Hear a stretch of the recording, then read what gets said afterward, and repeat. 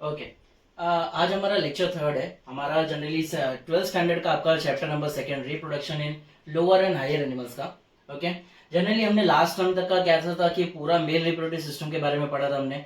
Okay. जिसमें हमने accessory duct, accessory glands के बारे में पढ़े थे। ठीक है। जिसमें ग्लैंड्स में भी आपको क्या क्या था, सेमिनल वेसिकल था, प्रोस्टेट ग्लैंड था और Cowper's gland also known as bulbourethral gland था। जिसमें से हर एक का अपना अलग अलग कॉन्ट्रीब्यूशन होता है, हर एक का अपना अपना सिक्रेशन होता है, जिसके अंदर उनके एक पर्टिकुलर कंटेंट प्रेजेंट होते हैं, जिसके से स्पर्म को हेल्प मिलता है वजाइना के अंदर जाने के बाद ओवम को फर्टिलाइज करने के लिए। ओके।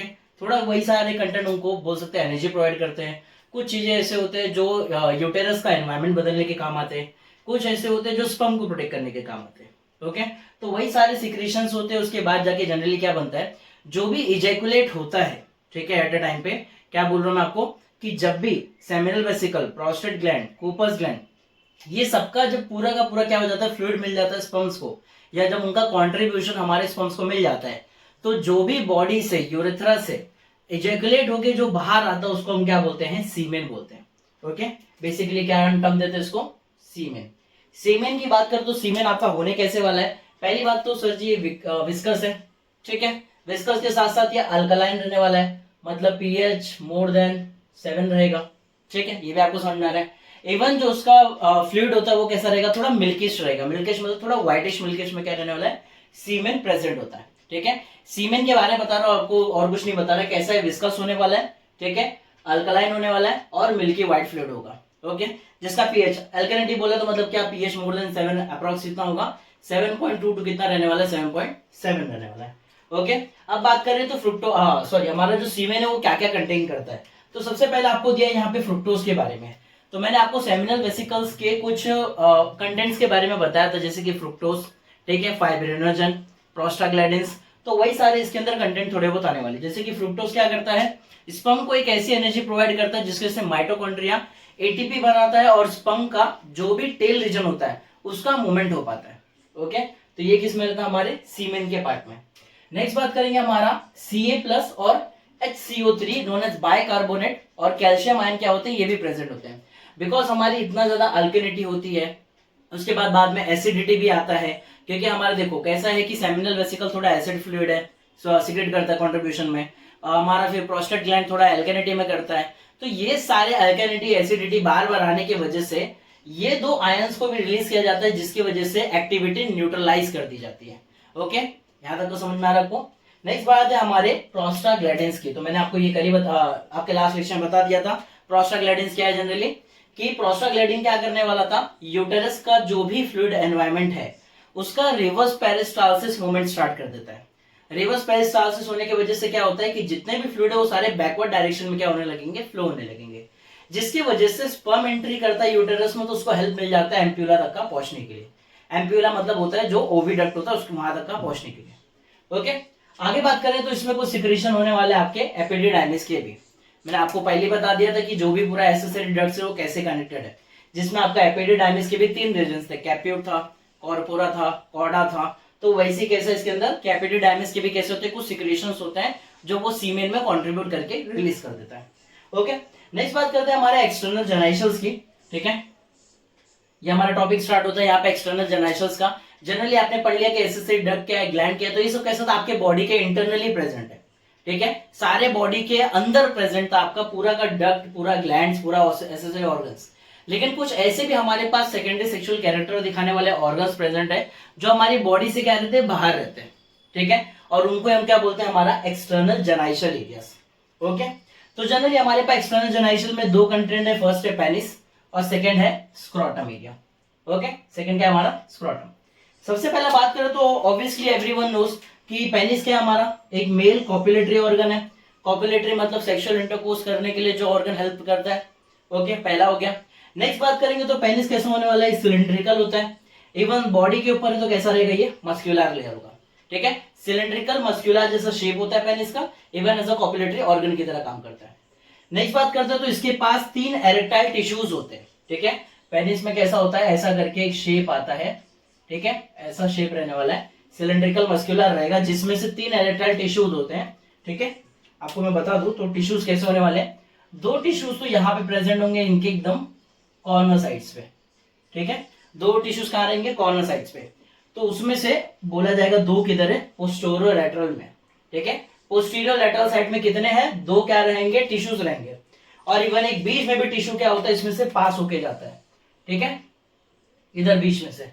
और इसको हम बोलते हैं फर्स्ट मीडियन, मतलब एक ही मीडियन है जिसका नाम है कॉर्पोरा स्पॉन्जियोसम, समझ में आ रहा है। और जो बाकी के जो दो टिश्यू उसको हम बोलते हैं कॉर्पोरा कैवर्नोसा, समझ में आ रहा है। यहाँ तक आपको क्या बोलना चाह रहे हैं अभी तक का, मेल कॉपुलेटरी ऑर्गन जो कि एक मस्कुलर सिलेंड्रिकल है, इसके ऊपर जो टिश्यूज प्रेजेंट है वो तीन इसके पास एरेक्टाइल टिश्यूज होते हैं। एरेक्टाइल मतलब जो इसको मूवमेंट करने के लिए काम आते हैं, जो इसको एरेक्ट करने के लिए काम आते हैं।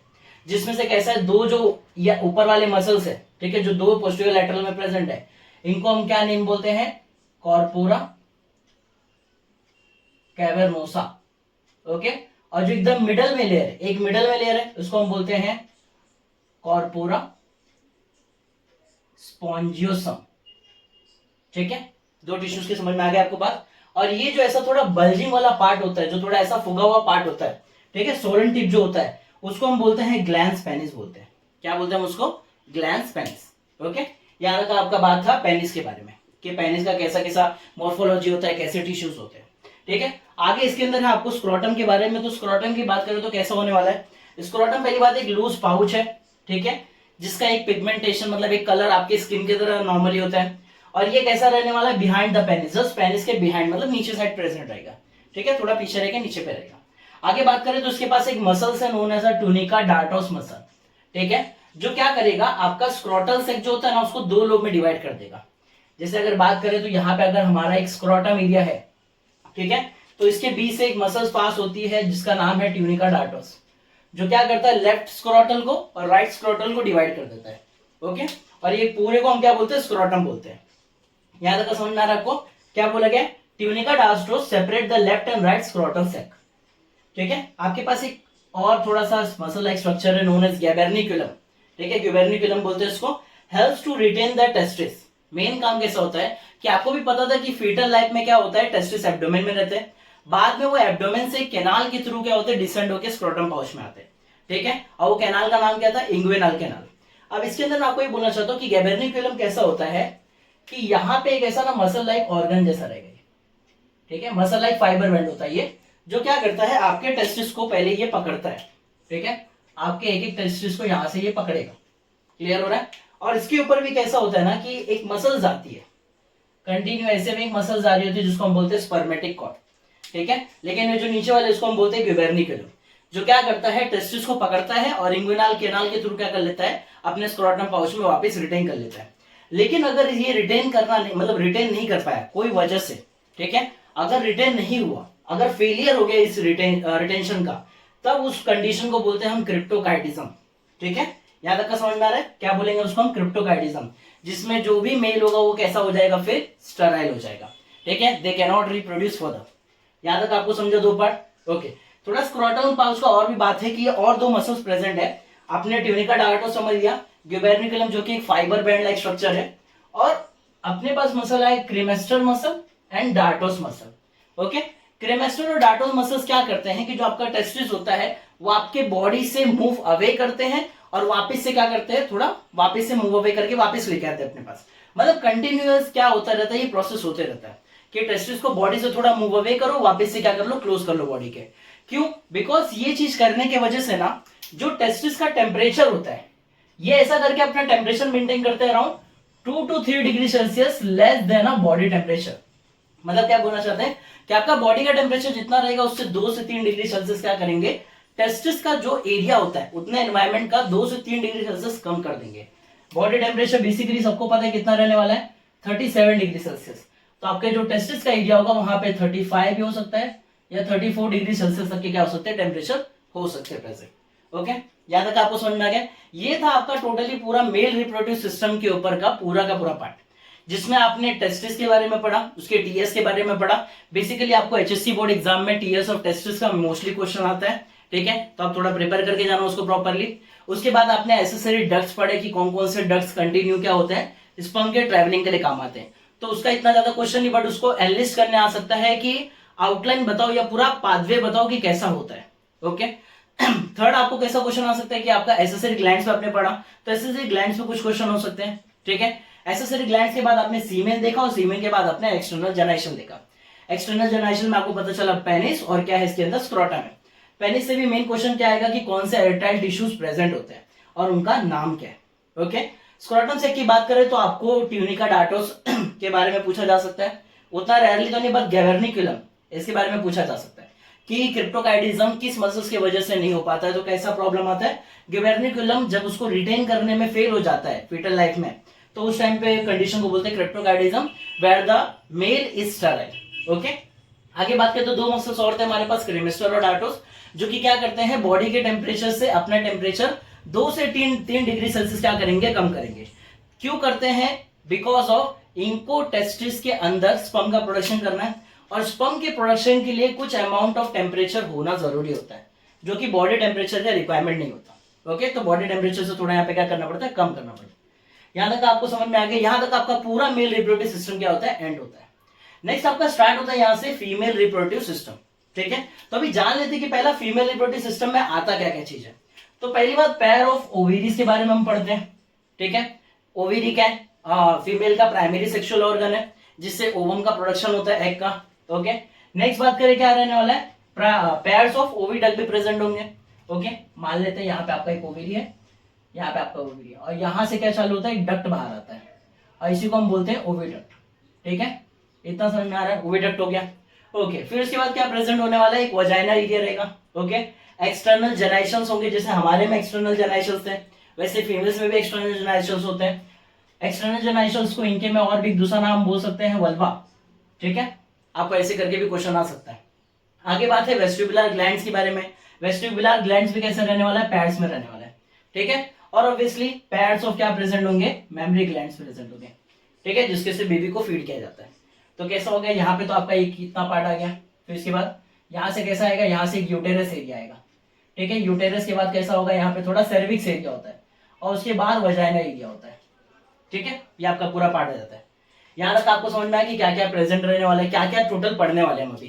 किसके बारे में पढ़ेंगे, पैर ऑफ ओवेरीज के बारे में, ओविडक्ट के बारे में, यूटेरस के बारे में, वजाइना के बारे में, एक्सटर्नल जेनाइशंस के बारे में, वेस्टिबुलर ग्लैंड्स के बारे में, और क्या रहेगा, पैर ऑफ मेमोरी ग्लैंड्स के बारे में। ओके, बेसिकली हम सबसे पहले स्टार्ट करते हैं हमारे ओवेरीज के ऊपर। तो ओवेरीज के ऊपर क्या बोला गया है कि ओवेरी का पहले थोड़ा मॉर्फोलॉजी देख लेते हैं, डायमेंशन देख लेते हैं कैसा होता है। तो पहली बात तो क्या है कि ये कैसा रहने वाला है, सॉलिड स्ट्रक्चर रहेगा थोड़ा, ठीक है। जो आपके ओवेरीज होंगे थोड़े सॉलिड रहते हैं, ठीक है। ये थोड़ा ओवल नेचर के रहने वाले हैं, ठीक है। ओवल जैसा शेप रहेगा, ओवल हो सकता है या तो कैसा हो सकता है, आमंड शेप हो सकता है, ठीक है, जो बादाम होता है उसकी तरह शेप हो सकता है इनका। आगे बात करें तो ओवेरी आपका प्राइमरी सेक्स ऑर्गन, मैंने आपको पहले बता दिया इसके बारे में। नेक्स्टली बात करें तो इनके डायमेंशंस की बात करते हैं, तो जो इनका लेंथ होता है, ठीक है, टोटल लेंथ की बात करें कितना होने वाला है, 3 सेंटीमीटर इनका लेंथ होता है, ठीक है। और इनके ब्रेथ की बात करें तो कितना रहने वाला है, 1.5 सेंटीमीटर ब्रेथ रहेगा। और इस पूरे ओवेरी की थिकनेस की बात करेंगे from inner layer to the outer layer तक की कितने होता है, 1.0 सेंटीमीटर। ओके, डायमेंशन से याद करना थोड़ा ज्यादा इंपॉर्टेंट रहेगा, ध्यान रखना। उसके बाद ओवेरी की बात करें तो इसका मेन प्रोडक्शन किस इसका करता है, ये एग का करता है, ओवम, एग या ओवम, आप दोनों में से कुछ भी बोलो एक ही बात है। और दूसरा क्या रहेगा, कुछ हार्मोन्स का भी क्या करता है, वो प्रोडक्शन करता है, ठीक है। ओवेरी से ही हार्मोन्स भी आते हैं, ध्यान रखना इसके बारे में। जैसे कि कुछ हार्मोन्स का नाम है आपको यहाँ पे एस्ट्रोजन हो गया, ठीक है। आगे बात करेंगे यहाँ पे प्रोजेस्टेरोन है, एक्टिविन है, रिलैक्सिन है और इनिबिन है। ये 5 हार्मोन्स जो क्या होते हैं, ओवेरीज क्या करता है, सीक्रेट करता है, ठीक है। आगे बात करें तो इसमें लिगामेंट्स आ जाते हैं। लिगामेंट्स में क्या क्या आ गया आपका, लिगामेंट्स बेसिकली है क्या, पहले मैं आपको ये बता दूं। लिगामेंट्स एक ऐसे बोल सकते हैं मसल्स लाइक फाइबर है, जो क्या करेंगे, ओवेरी को आपके अलग अलग पार्ट से अटैच करेंगे। अब नॉर्मल से कैसी बात है, हर ऑर्गन को पकड़ के रखना जरूरी होता है। अब ये ओवेरी फीमेल बॉडी के अंदर हवे में आवा तो लटकेगा नहीं, पकड़ के रखना पड़ेगा, तो पकड़ के रखने का काम करता है लिगामेंट्स, ठीक है। जिसमें सबसे पहले अगर लिगामेंट की बात करें, लार्ज लिगामेंट, जिसके आगे मैंने डी लिख के दिया है, मतलब क्या है, इसमें आपका जो ओवेरी है, ओविडक्ट है और जो यूटेरस एरिया है, ये तीनों को एक लिगामेंट क्या करता है, ज्वाइंट करता है, ठीक है। यहां से एक लिगामेंट आएगा और फिर यहां से एक पीछे से लिगामेंट, और यूटेरस के भी पीछे से एक लिगामेंट आएगा, और ये सारे के सारे लिगामेंट डी मतलब आपके डोर्सल बॉडी वॉल पे क्या कर देते हैं, स्टिक कर दिया जाता है, ठीक है। प्रॉपरली वो क्या हो जाता है, डोर्सल बॉडी वॉल से अटैच हो जाता है, किससे, लार्ज लिगामेंट से। नेक्स्ट लिगामेंट की बात करें तो ओवेरियन लिगामेंट, जिसमें क्या होता है, ओवेरी और यूटेरस का क्या हो जाता है, अटैचमेंट होता है, ठीक है। ये आपका ओवेरी और ये आपका यूटेरस। तो यहां से एक लिगामेंट क्या होता है, पास होकर इन दोनों को अटैच कर देता है, ठीक है। और थर्ड आपके पास एक लिगामेंट्स है जिसमें क्या होता है कि आपका ओवेरी भी आपका यूटेरस भी, ये दोनों को किससे अटैच कर देंगे, ओवेरी और यूटेरस को सामने वाले एब्डोमिनल के वॉल से क्या कर दिया जाता है, अटैच कर दिया जाता है। तो ये आपके लिगामेंट्स के बारे में थे, जिसमें लिगामेंट्स का मतलब मेन क्या है कि आपके अलग अलग जो भी ऑर्गन्स है, जो भी आपके सिस्टम्स है, इसको अटैच करके रखना, हवा में नहीं रखना है। लार्जर लिगामेंट आपके डॉर्सल बॉडी वॉल से जोड़ेगा, ओवेरियन लिगामेंट आपके ओवेरी और यूटेरस को आपस में जोड़ देगा, और लिगामेंट्स आपके ओवेरी यूटेरस को एब्डोमिनल वॉल से जोड़ देगा। ओके, यहां तक का आपका मेनली कैसा था, ओवेरी का पार्ट था। अभी हमको जानना है कि हिस्टोलॉजी कैसे होने वाली ओवेरी की, जैसे हमने टीएस ऑफ टेस्टिस देखा वैसे हम टीएस ऑफ ओवेरी भी देखेंगे, ठीक है। उसका टीएस कैसा होने वाला है, इवन उसकी हिस्टोलॉजी कैसी होगी। उसके बाद हम अपने आगे जैसे कि ओविडक्ट पे जाएंगे, यूटेरस पे, वजाइना पे, एक्सटेंशन एंड फर्दर। ओके, यहां तक आपको समझ में आ गया। ओके ओके, नेक्स्ट है हमारा स्ट्रक्चर एंड डेवलपमेंटल ओवेरी के ऊपर कि कैसे कैसे होता है किसी एक ओवेरी का प्रॉपर डेवलपमेंट। ओके, तो पहली बात करते हैं कि जो स्ट्रक्चर डेवलपमेंट की बात करें तो जैसा कि आप डायग्राम में देख सकते हैं कैसा दिया इसमें कि ये जो स्ट्रक्चर डेवलपमेंट है ये कैसा है, कॉम्पैक्ट डिफरेंशिएटेड स्ट्रक्चर है, ठीक है। मतलब आप पता कर सकते हो प्रॉपरली कि आउटर पार्ट कौन सा है, इनर पार्ट कौन सा है, या सेंट्रल पार्ट कौन सा है। ओके, इसलिए बोला गया कि कॉम्पैक्ट है, मतलब बहुत सारे उसके अंदर अलग अलग कंपोनेंट्स तो प्रेजेंट है, लेकिन डिफरेंशिएटेड स्ट्रक्चर है कि आप डिफरेंशिएट कर सकते हो प्रॉपरली। और इसी चीज को डिफरेंशिएट करके दो पार्ट में बांटा गया, known as cortex region and medulla region, ठीक है। जिसमें से कॉर्टेक्स रीजन आपका एकदम आउटर पार्ट है ओवेरी का, और जो मेडुला है वो कैसा आपका सेंट्रल पार्ट है। ओके, तो अभी इसके अंदर कैसे कि कॉर्टेक्स रीजन की बात करें तो इसके ऊपर ना कवरिंग होती है, किसकी होती है, जर्मिनल एपिथेलियम की कवरिंग होती है, ठीक है। जैसे अगर बात करें तो ये आपका अगर एक ओवेरी है, ठीक है, प्रॉपरली, तो यहाँ पे ना आपके जर्मिनल एपिथेलियम्स के सेल्स होंगे, ठीक है। ऐसे करके पूरा आपका ओवेरीज के ऊपर जर्मिनल एपिथेलियम्स के सेल्स होते हैं। मैं थोड़ा स्पीड अप में बना देता हूँ रफली। कैसे आपके जर्मिनल एपिथेलियम से क्या होने वाले, सेल्स होने वाले आपके कॉर्टेक्स रीजन में, मतलब एकदम आउटर रीजन में, ठीक है। ये थोड़ा कॉम्पैक्ट रहेगा एकदम, क्योंकि अंदर बहुत सारे अभी और ऑर्गेनल्स प्रेजेंट होने वाले हैं। और इवन यहाँ पे थोड़ा ना ग्रैनुलर स्ट्रक्चर्स होंगे, मतलब थोड़े ऐसे ग्रैनुल्स जैसे उठे उठे पार्ट होंगे, थोड़े बहुत कैसे होता है, बल्जिंग पार्ट आता है, इसलिए बोला गया कॉम्पैक्ट ग्रैनुलर है। और यहीं पे आपका क्या प्रेजेंट होता है, छोटे छोटे कुछ टाइनी सेल्स होते हैं, ठीक है। और इन्हीं टाइनी सेल्स को बोला जाता है ओवेरियन फॉलिक्यूल्स बोला जाता है। क्या बोलते हैं उसको, ओवेरियन फॉलिक्यूल्स या प्राइमोडियल फॉलिक्यूल्स बोलते हैं, ठीक है। ये तो क्या इसके कॉर्टेक्स रीजन के बारे में। अभी बात करते हैं इसके थोड़े मेडुला रीजन के बारे में, मतलब सेंट्रल रीजन के बारे में। तो सेंट्रल रीजन में कैसा है, यहाँ पे एक लूज कनेक्टिव टिश्यूज प्रेजेंट होते हैं। ओके, आपके पूरे सेंट्रल रीजन में कैसा लूज कनेक्टिव टिश्यूज प्रेजेंट है, ठीक है। ये हो गया आपका ओवेरी का लूज कनेक्टिव टिश्यू का एरिया। ओके, आगे बात क्या किया जा रहा है कि यही जो लूज कनेक्टिव टिश्यूज है ये क्या क्या चीजें कंसिस्ट करते हैं। तो सबसे पहला चीज कंसिस्ट करते हो आपके ब्लड वेसल्स को, ठीक है। ब्लड वेसल्स इंपॉर्टेंट होता है बिकॉज आपके ओवेरीज को क्या चाहिए रहेगा, कोई भी न्यूट्रिएंट नरिशमेंट चाहिए तो वही ब्लड वेसल्स से आने वाला है। दूसरी बात करें तो उसके पास और क्या होता है, लिम्स भी होते हैं, ठीक है। इसी से एसोसिएटेड लिम्स भी प्रेजेंट होगी जो कि आपकी इम्यूनिटी के सेल्स को क्या करते हैं, कंसिस्ट करते हैं। और आगे आप बात करें तो कौन से सेल्स होने वाले, आपके नर्व फाइबर्स भी होंगे, मतलब थोड़े थोड़े नर्व्स के फाइबर्स क्या होंगे, इसी में ही कनेक्टेड रहेंगे, ठीक है। यहां तक समझ में आ गया आपको। ये क्या चीज बताना चाह रहा है कि आपके मेडुला रीजन में क्या क्या प्रेजेंट है, और ये बताना चाहता है कि आपके कॉर्टेक्स रीजन में क्या क्या चीज प्रेजेंट है। तो डायग्रामेटिक देख के आपको सब क्या समझ में आ रहा है कि आउटर जो आपका कॉर्टेक्स रीजन है उसमें क्या है, आपका मेनली जर्मिनल एपिथेलियम के सेल्स है। उसके बाद यहाँ पे आपके primordial follicles also known as ovarian follicles है। सेंट्रल पार्ट या के मेडुला की बात करें तो लूज कनेक्टिव टिश्यूज है, इसी में आपका ब्लड वेसल, इसी में आपका लिम्फ वेसल, इसी में आपका नर्व फाइबर्स है। लेकिन ये पूरे अगर ओवेरी की बात करूं तो ये कहां से फॉर्म होके आया है, ठीक है। तो ये फॉर्म होके आपके एक इमेच्योर ओवा से, ठीक है। इमेच्योर ओवा से आए। अभी इमेच्योर ओवा कहां से आता है, बेसिकली जब भी एम्ब्रियो का फॉर्मेशन होता है, जाइगोट बनता है, जाइगोट के बाद क्या बनता है, एम्ब्रियो बनता है। तो एम्ब्रियो का जब फॉर्मेशन होता है तो उसके एंडोडर्म रीजन से, ठीक है। बात करते हैं अगर ऐसा आपका क्या एम्ब्रियो का फॉर्मेशन है तो एकदम आउटर मोस्ट क्या रहेगा आपका,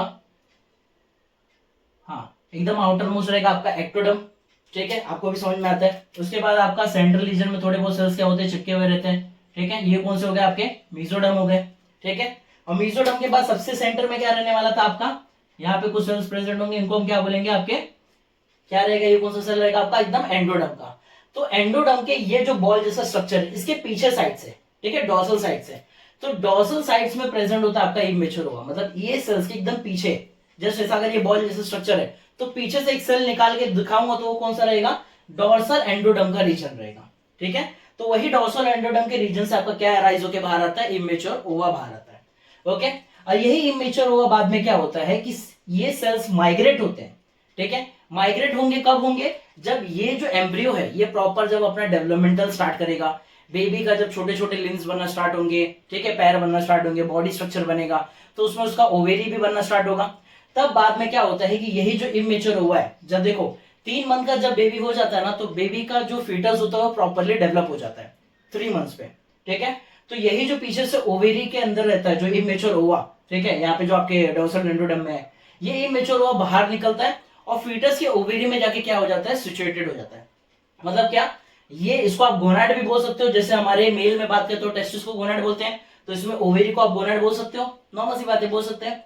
और इसके एजेस पे क्या होगा, आगे ये सेल्स बैठ गए, समझ में आ रहा है। मतलब आपको क्या बोलना चाहता हूं मैं कि डोर्सल एंडोडर्म मतलब पीछे से एक सेल क्या हुआ, बाहर निकल गया, इसी को हम इमेच्योर ओवा बोलते हैं। बाद में यही इमेच्योर ओवा जो फीटस का ओवेरी बनेगा, जब फीटस का प्रॉपर ओवेरी डेवलप होगा, तो ये जाके ऐसा यहाँ पे सिचुएट हो जाएगा, मतलब गोनाडल रिज के पास, समझ में आ रहा है, मतलब एजेस के पास कॉर्नस एरिया में क्या होगा, ये जाके सिचुएट हो जाएगा एक गोनाड के। इसलिए बोला गया सेल्स माइग्रेट करके कहां तक जाते हैं, गोनाडल रिज तक का। और वहां पे जाने के बाद वो क्या करते हैं, अपना माइटोसिस बहुत तेजी से करते हैं ताकि अपने नंबर्स को बहुत ज्यादा क्या कर पाए, वो बढ़ा पाए, ठीक है। अब माइटोसिस करने की वजह से क्या होता है कि खाली इनका डिवीजन होता है लेकिन इनका प्रॉपर ग्रोथ नहीं होता। तो ग्रोथ के लोग क्या करते हैं, पहली बात ना, जो सेल्स यहाँ पे आके मल्टीप्लीकेशन स्टार्ट कर देंगे ना, उनको हम एक टर्म दे देते हैं नोन एज ऊगोनिया। क्या टर्म दे देंगे, ऊगोनिया, ठीक है। प्राइमोडियल फॉलिकल्स को हम क्या नाम देंगे, ऊगोनिया। अब मैंने आपको बोला कि माइटोसिस के तो खाली मल्टीप्लीकेशन हुआ, ग्रोथ तो हुआ नहीं। तो ग्रोथ करने के लिए लोग क्या करते हैं, अपने ऊपर एक कवरिंग को क्या करते हैं, चढ़ाना स्टार्ट करते हैं, ठीक है। मान लेते हैं ये सेल है तो एक अपने ऊपर ऐसा कवरिंग स्टार्ट करेगा, जैसे और एक और सेल है तो ऐसे कवरिंग स्टार्ट करेंगे, और उस कवरिंग को हम बोलते हैं ग्रैनुलोसा सेल्स, ठीक है। ये जो कवरिंग्स होती है इनको हम क्या बोलते हैं, ग्रैनुलोसा सेल्स। और ये जो सारा प्रोसेस चल रहा है इसको हम बोलते हैं oogenesis। समझ में आ रहा है, oogenesis मतलब क्या, फॉर्मेशन करना हमारे ओवम का। और ये बेबी के 3 मंथ पे क्या हो जाता है, स्टार्टअप हो जाता है। यहां तक आपको कुछ डाउट है, समझ में आ रहा है, प्रॉपरली समझ रहे हैं क्या हो रहा है। देखो एक दो बार थोड़ा वीडियो देखो, क्लियरली हो जाएगा कि इमेच्योर हुआ क्या होता है, डोर्सल एंडोडर्म से बाहर आता है, और यही डोर्सल एंडोडर्म से बाहर निकल के जब फीटस 3 महीने का हो जाता है तो उसके ओवेरी प्रॉपर डेवलप हो जाते हैं, तो उसके क्या हो जाता है, रिजिस पे जाके या एजिस पे जाके बैठ जाता है। उसके बाद वहां पे अपना कंटिन्यूअस माइटोसिस करता है, तो हम उसको oogonia बोलते हैं। लेकिन oogonia माइटोसिस करने की वजह से मल्टीप्लीकेशन कर पाता, अपना ग्रोथ नहीं कर पाता। तो ग्रोथ करने के लिए वो अपने ऊपर एक लेयर चढ़ाता है जिसको हम बोलते हैं ग्रैनुलोसा सेल्स। और ये सारा प्रोसेस को हम क्या बोलते हैं, oogenesis, जो कि बेबी के 3 मंथ्स पे क्या हो जाता है, स्टार्ट हो जाता है, ओके। इसके बाद बात करें तो टोटल ये जो सेल्स का मल्टीप्लीकेशन हुआ, तो टोटल इसके ओवेरीज के अंदर 2 मिलियन प्राइमोडियल फॉलिक्यूल्स के क्या बन जाते हैं, सेल्स बन जाते हैं, ठीक है। जिसको आप ओवेरियन फॉलिक्यूल बोल रहे हो, जिसको आप प्राइमोडियल फॉलिक्यूल बोल रहे हो, या जिसको आप oogonia बोल रहे हो, उसी की बात हो रही है कि टोटल कितना बनता है, 2 मिलियन बनते हैं। लेकिन कैसा है कि जिसमें से प्राइमोडियल फॉलिक्यूल्स क्या होते हैं, बाद में कन्वर्ट होते हैं प्राइमरी oocytes में, ठीक है। मैंने आपको इसके पहले वाले स्पर्मेटोसाइट में जैसा बताया था कि स्पर्म का फॉर्मेशन प्रॉपर किस फॉर्म में हो रहा होता है, कि पहले उसका क्या रहता है, प्राइमोडियल फॉलिक्यूल्स होते हैं, फिर उसके बाद उसका क्या बनता है, आपका मेन स्पर्मेटोगोनिया बनता है, प्राइमरी स्पर्मेटोसाइट सेकेंडरी स्पर्मेटोसाइट बनता है। वैसे ही इसमें भी होने वाला है हमारा। तो सेकेंडरी 2 मिलियन प्राइमोडियल फॉलिक्यूल्स में से ये सारे फॉलिक्यूल कन्वर्ट होते हैं आपके प्राइमरी oocyte के अंदर, ठीक है। आपको डायग्रामेटिक बताता हूँ, जैसे ये आपका ये प्राइमोडियल फॉलिक्यूल है, ये टाइनी सेल्स को एक को निकाल के बता रहा हूँ, ठीक है। ये क्या करता है, अपना माइटोसिस करेगा, ठीक है, और माइटोसिस करेगा, ऐसे करके माइटोसिस करके बहुत सारे सेल्स बनाएगा। अब माइटोसिस करने के बाद मैंने आपको बोला ग्रैनुलोसा सेल से क्या करेगा, कवरिंग करेगा, जिसकी वजह से एक को खाली बता दो आपको, इसमें से एक के ऊपर क्या होगा, ऐसा ग्रैनुलोसा की लेयर चढ़ जाएगी, ये वाली, ठीक है। इस टाइम पे इसको हम बोलते हैं हमारा oogonia, ठीक है। आपको मैंने क्या बोला था, इसको क्या बोल देंगे, oogonia। बाद में ये oogonia क्या करता है, अपना मियोसिस 1 लाता है, ठीक है, जिसमें ये 2 अलग अलग सेल्स बन जाते हैं, और इसको हम बोलते हैं हमारा प्राइमरी oocyte। क्लियर है, मियोसिस 1 में आपको पता है 2 सेल बनते हैं, जब मियोसिस 2 भी कंप्लीट हो जाएगा तो 4 टोटल सेल बनते हैं, ठीक है। तो यहां से ये क्या बना देगा, और ऐसे 4 सेल्स बना देगा, ठीक है, जिसको हम क्या बोलते हैं, सेकेंडरी oocyte बोल देंगे। क्लियर हो रहा है। लेकिन एक चीज ध्यान रखना, इतना सारा ऐसा नहीं होता है, आगे हम थोड़ा पढ़ेंगे इस चैप्टर में कि इतने सारे सेल्स नहीं बनते। आपको भी पता है मेंस्ट्रुअल साइकिल से एट अ टाइम सिर्फ एक ही ओवम को क्या होना होता है, रिलीज होना होता है। तो इसमें से एक चीज ध्यान रखना, ये सारे आधे से ज्यादा तो डीजनरेट वाले पार्ट होंगे, इतने पार्ट, खाली एक ही ओवम क्या होगा, मेन होगा। मैंने आपको इसलिए बताया था कि यहाँ पे आप समझ पाओ कि प्राइमरी oocyte होता क्या है, ठीक है। यहाँ तक क्लियर है। इस बंदे ने प्राइमोडियल फॉलिक्यूल्स ने माइटोसिस किया, मींस इक्वेशनल डिवीजन किया, मतलब 2n का 2n ही है। यहां पे और डिवीजन होने की वजह से अभी भी 2n है। यहां पे इसने खाली क्या किया, अपने अंदर थोड़ा क्या बोल सकते, क्या लेके आया अपने अंदर, मेनली खाली फूड को क्या किया, इनटेक किया, जिसकी वजह से ये प्राइमरी oocyte बना। ठीक है, तो अभी भी क्या रहेगा, 2n में रहेगा। और इसके ऊपर ना थोड़े बहुत सेल्स की कवरिंग होने लगी, जैसे ग्रैनुलोसा सेल्स की हुई थी, वैसे ही फैट फॉलिकुलर सेल्स की क्या होने लगी, कवरिंग आएगी। ठीक है, और मेन बात कैसा है कि इसके अंदर आपको एक चीज बहुत इंपॉर्टेंट ध्यान रखना है कि आपका जो भी ये फॉलिक्यूल्स है ये अरेस्ट हो जाएगा, अरेस्ट मतलब स्टॉप हो जाता है आपकी मियोसिस 1 पे, because of absence of centrioles. ठीक है, कैसा होता है, जैसे मियोसिस 1 होता है तो मियोसिस 1 में तो प्रोफेज कंप्लीट हो जाता है, मेटाफेज होता है। ठीक है, लेकिन कैसा होता है कि मेटाफेज 2 पे ना वो क्या हो जाता है, अटक जाता है। मेटाफेज 1 कंप्लीट मैं मान लेता हूं, मियोसिस 1 टोटली कंप्लीट हो जाता है, उसका कोई टेंशन नहीं होता है। ठीक है, लेकिन मियोसिस 1 के एक स्टेज पे, प्रोफेज के बाद वाला, क्योंकि प्रोफेज में जनरली आपके 5 स्टेजेस और आते हैं, तो प्रोफेज के बाद मेटाफेज आता है, वहां पे वो क्या हो जाता है, अटक जाता है बेचारा। समझ में आ रहा है में? अब मेटाफेज पे अटकने के बाद प्रॉब्लम क्या है, क्यों अटक जाते हैं, क्योंकि इनके पास उतने इनाफ सेंट्रियोल्स नहीं होते हैं कि अपने बोल सकते हैं सेल्स को डिवाइड कर पाए। यहां तक बात समझ में आ रहा है, ये चीज मेन है कि डिवाइड नहीं कर पाते। देखो वापस बोल रहा हूं मैं आपको, ध्यान दो, प्राइमरी oocyte है। ठीक है, प्राइमरी oocyte के पास थोड़ी बहुत कवरिंग आती है और वो मियोसिस 1 पे क्या हो जाता है, अरेस्ट हो जाता है। यहां तक समझ में आ रहा है, बिकॉज उसके पास सेंट्रियोल्स नहीं है तो वो प्रॉपरली डिवाइड नहीं कर पाता। उसके बाद बात करें तो सीधा आपके 2 मिलियन से कितने बचते हैं लास्ट में, 1 मिलियन प्राइमोडियल फॉलिक्यूल्स बच जाते हैं फीटल के ओवेरी में, जब ये सारे प्रोसेस चल रहे होते हैं। ठीक है, और यही जो आपके 2 मिलियन से डायरेक्ट 1 मिलियन प्राइमोडियल फॉलिक्यूल बचा, तो ध्यान रखना 2 मिलियन से 1 मिलियन प्राइमोडियल फॉलिक्यूल का इतना सारे का डिस्ट्रक्शन हो गया, डिस्ट्रॉय हो गया, उस प्रोसेस को बोला जाता है आर्टरेशिया। ठीक है, ये थोड़ा वर्ड अपने लिए ध्यान रखना। आर्टरेशिया मतलब क्या होता है कि 2 मिलियन से 1 मिलियन प्राइमोडियल फॉलिक्यूल्स का कन्वर्जन होना, बिकॉज ऑफ डिस्ट्रक्शन हो जाना बाकी सबका। ठीक है, ये पार्ट समझ में आ रहा है आपको? ओके, अभी इसमें बात करते हैं कि प्राइमोडियल फॉलिक्यूल्स का सेकंड टॉपिक बात करते हैं कि प्राइमोडियल फॉलिक्यूल्स ना एक नेटवर्क लाइक स्ट्रक्चर पाते हैं। मतलब कैसा बोलना चाहता हूं, इतना एरिया जो आपको दिख रहा है इसको थोड़ा जूम करके बताता हूं आपको मैं कैसा है। ठीक है, लाइक हाँ यहाँ करता हूँ, आप कैसे ये समझ लीजिए आपका आउटर लेयर है। ठीक है, कॉर्टेक्स रीजन है, समझ में आ रहा है? अब आपके एक एक टाइनी टाइनी सेल्स प्रेजेंट है, एक टाइनी, दो टाइनी, ऐसे तीन तीन टाइनी, 4-5 टाइनी सेल्स है। तो इनको कैसा होता है ना, ये जर्मिनल एपिथेलियम सेल्स ना इनको एक ट्यूब प्रोवाइड करते हैं। ठीक है, डायरेक्टली क्या प्रोवाइड करेंगे, एक ट्यूब जैसा स्ट्रक्चर प्रोवाइड करेंगे, और ये ट्यूब को हम बोलते हैं एग ट्यूब, या तो उसका दूसरा नाम क्या दिया है, फ्लगर। ठीक है, और ऐसे करके पूरा नेटवर्क लाइक स्ट्रक्चर बनता है। ठीक है, इसलिए बोला गया जो एग ट्यूब या फ्लगर है वो किससे आता है, वह जर्मिनल एपिथेलियम के सेल्स आता है, और ये आपका जर्मिनल एपिथेलियम का सेल्स था। ठीक है, यहाँ पे आप समझ में पा रहे हो इजीली, यहाँ तक आपको क्लियर हो रहा है? और जो एकदम एंड पोर्शन है, देखो एग ट्यूब का जो एंड पोर्शन है वहां पे क्या बन रहा होगा, एग नेस्ट बन रहा होगा। मतलब इधर पे क्या बन रहा है, ऐसा नेटवर्क बनने की वजह से एक एग का पूरा नेस्ट बन जा रहा है। ठीक है, और इसी को हम क्या बोलते हैं, ओगोनियल सेल्स बोलते हैं, जो कि बाद में ऐसा फॉलिकल्स में डेवलप होता है। प्राइमरी oocyte बनता है, सेकेंडरी oocyte बनता है, ओवम बनता है। ओके, तो ये सारा आपका किसका प्रोसेस था, पूरा आपके स्ट्रक्चर एंड डेवलपमेंटल ओवेरीज का। ठीक है, इसमें थोड़ी बहुत और बातें जानने जैसी होती है, क्या है कि जैसे लाइक एट प्यूबर्टी, देखो 2 मिलियन से 1 मिलियन प्राइमोडियल फॉलिकल्स बचा, लेकिन जब प्यूबर्टी आती है, मतलब बेबी बॉर्न हो चुका है, अराउंड 12 to 13 ईयर्स का हो गया है, मेंस्ट्रुअल साइकिल बिगिंस हो गए हैं, तो उस टाइम को हम क्या बोलते हैं, प्यूबर्टी बोलते हैं। ठीक है, इस टाइम पे जो 1 मिलियन से भी कितने बचते, खाली 60 to 80,000 फॉलिकल्स रिमेन रह जाते हैं ईच ओवेरी में, ईच मतलब एक एक ओवेरी में। ठीक है, और इस प्रोसेस को भी बोला जाता है आर्टरेशिया, जिसमें 1 मिलियन से डायरेक्ट खाली कितने बचे, 60,000 to 80,000 बचते जब। ठीक है, और आपको ये सेकंड लाइन तो समझा कि 2 मिलियन से 1 मिलियन बन गया तो आर्टरेशिया का प्रॉब्लम है। ठीक है, आगे क्या है कि जब प्यूबर्टी में फॉलिकल्स क्या होने लगते हैं, डेवलप होते रहते हैं कंटिन्यू, जो भी फॉलिकल्स ये डेवलप होते हैं, तो एट द एंड एक मेन ओवम जैसे बनता है, जैसे समझ लो प्राइमोडियल फॉलिकल्स है, ये थोड़ा ना एक डेवलप होकर थोड़ा बड़ा बनता है। ठीक है, फिर ये और थोड़ा डेवलप होकर और बड़ा बनता है साइज में, फिर एकदम लास्ट में डेवलप होकर सबसे बड़ा सेल बन जाता है, जिस सेल्स को हम बोलते हैं ग्राफियन फॉलिकल्स। इस सेल को हम क्या बोलेंगे, ग्राफियन फॉलिकल्स बोलते हैं। ठीक है, जिसके अंदर आपका क्या रहता है, ओवम एक छोटा सा पार्ट रहता है, और बाद में इसी को ये थोड़ा यहां से ब्लिस्टर करके फाड़ के क्या हो जाता है, बाहर चले जाता है आपके ओविडक्ट के पाइप में। ओके, यहां तक आपको समझ में आ रहा है मीन कैसा है कि ग्राफियन फॉलिकल्स होता क्या है। अब ग्राफियन फॉलिकल्स देखना, कभी भी हर एक ओवेरी से क्या होता है, रिलीज होता है हर मंथ में। सच एज अगर पहला मंथ है तो एक बार राइट साइड से हुआ, तो नेक्स्ट मंथ में लेफ्ट साइड की ओवेरी क्या करेगी, सीक्रेट करेगी। तो ये ग्राफिन फॉलिक्यूल को रिलीज करने का काम किसका है? अल्टरनेट ओवेरीज का है। अल्टरनेट क्या करेंगे? हर मंथ में करते हैं, सिक्रेट करते हैं। इवन यही जो ग्राफिन फॉलिक्यूल से ये कब डेवलप हो रहा होता है? जब मेंस्ट्रुअल साइकिल को लाना होता है। ठीक है, मेंस्ट्रुअल साइकिल जब डेवलप हो रही होती है, जब आ रही होती है, तो उस टाइम पे ऐसे ही कंटिन्यू डेवलपमेंट में होते रहते हैं। ओके, यहां तक आपको समझ में आ गया? अब मैंने आपको यहाँ पे दो टर्म्स दिए, known as menarche and menopause.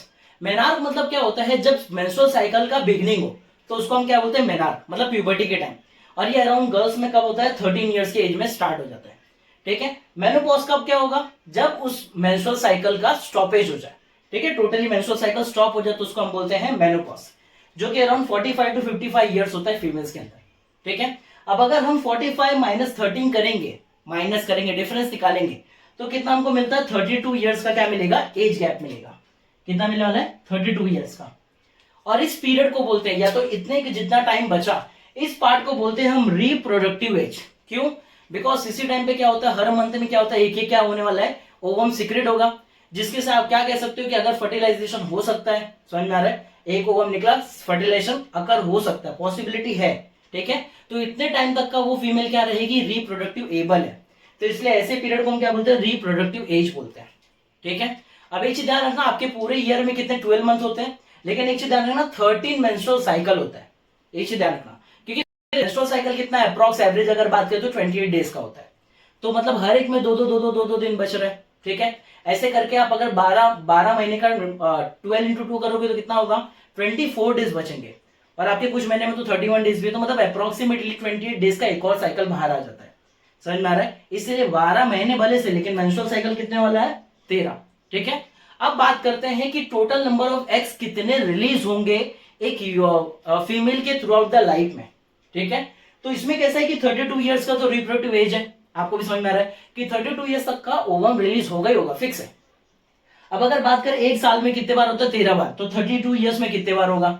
तो आप मल्टीप्लीकेशन कर दो, 32 मल्टीप्लाई बाय 13, तो आपको लास्टली आंसर क्या मिलेगा? 416 एक्स का क्या होगा? प्रोडक्शन होगा थ्रू आउट द लाइफ एक फीमेल में।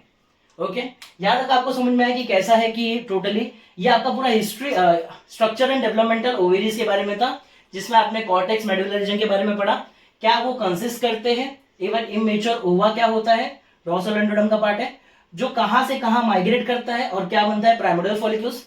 उसके बाद इसी प्राइमोडियल फॉलिक्यूल से 2 मिलियन से 1 मिलियन हो रहा, नोन एज आर्ट्रेशिया। उसमें भी कैसा है कि प्राइमरी oocyte है, मेटाफेज 2 में अटकता है because of absence of centrioles. वो बाद में कैसा होता है कि हमारे स्पर्म के पास सेंट्रियोल्स होता है, तो जैसे ये यहाँ के ओवम के पास पहुंचता है ना, तो वो सेंट्रियोल्स को अंदर दे देता है, जिसकी वजह से ये अपने मेटाफेज 2 को क्या कर पाते हैं? रन करके कंप्लीट कर लेते हैं। ओके, फिर इसके बाद आपने देखा कि एग ट्यूब्स या फ्लगर के बारे में, जो कि जर्मिनल एपिथेलियम से डायरेक्ट मिलते हैं हमारे प्राइमोडियल फॉलिकल्स को। ठीक है, और प्यूबर्टी के टाइम पे किसने बनते हैं, और प्यूबर्टी में क्या क्या चीजें होती है, जिसमें से आपने दो टर्म जान लिया, मेनार्क और मेनोपॉज के बारे में, और आपने मेन जान लिया कि टोटल नंबर ऑफ एग्स कितने सीक्रेट होते हैं एक फीमेल के थ्रू आउट द लाइफ में। ओके, ये लेक्चर हम याद रखते हैं। इसके बाद हम देखेंगे कि टीएस ऑफ ओवेरी कैसे होने वाला है, उसके बाद उसके और फर्दर स्टडीज करेंगे such as fallopian tube, uterus, vagina के ऊपर। Okay, thank you.